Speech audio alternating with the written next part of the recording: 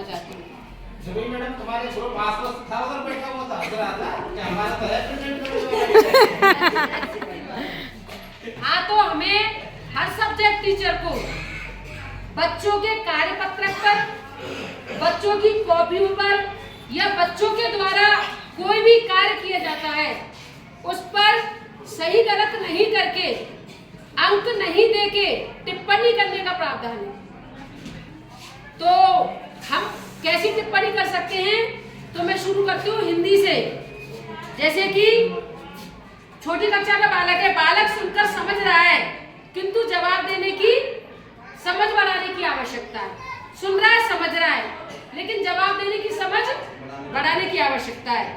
जैसे लिख सकते हैं, बालक को वचनों की समझ तो है लेकिन समूह में से छांटने में परेशानी महसूस कर रहा है। जैसे मान लो चिड़िया, बंदर, गाय, कुत्ते,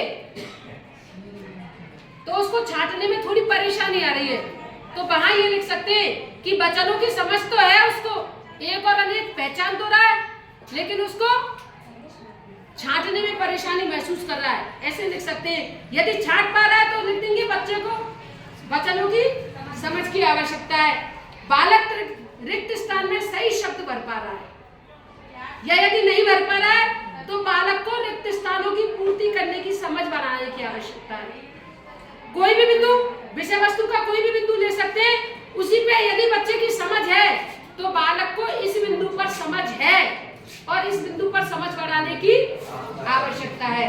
बालक अधूरी कहानी पूरी करने की समझ रखता है या बालक अधूरी कहानी पूरी करने में कठिनाई महसूस कर रहा है।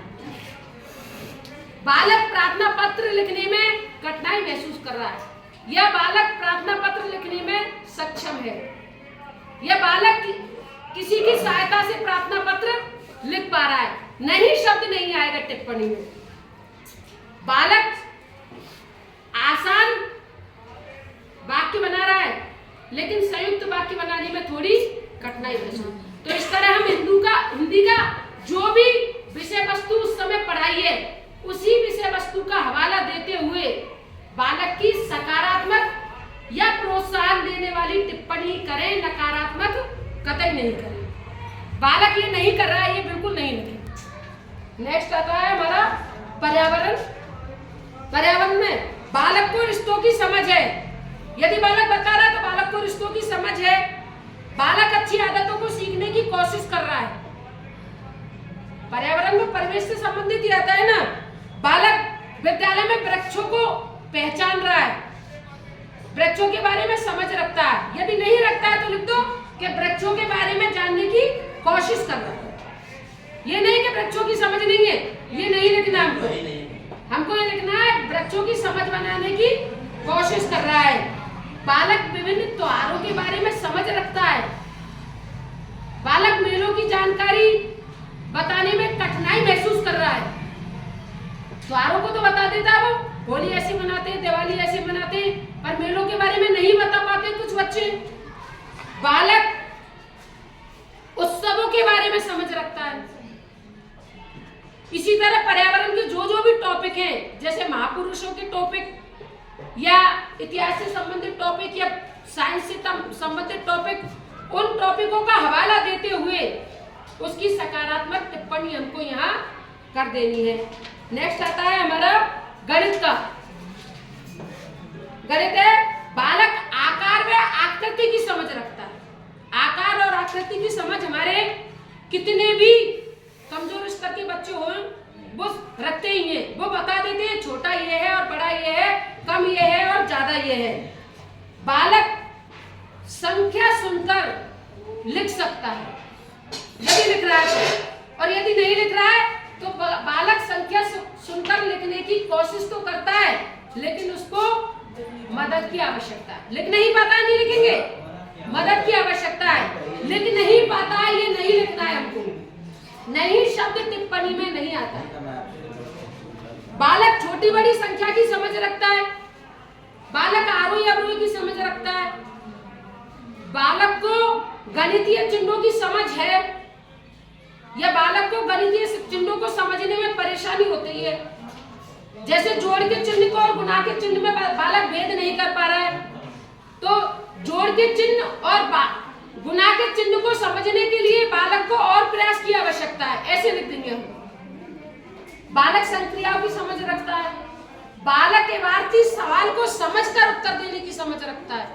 तो इस तरह हम गणित के किसी भी टॉपिक से संबंधित उसकी टिप्पणी लिखेंगे। लास्ट में मैंने अंग्रेजी को रखा है क्योंकि इसकी टिप्पणी मैं करती हूँ।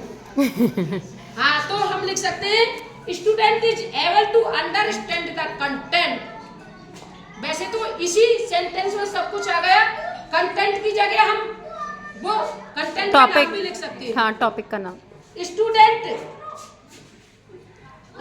फेल्ट डिफिकल्टी, यदि कठिनाई महसूस हो रही है तो student felt difficulty to write answer the question.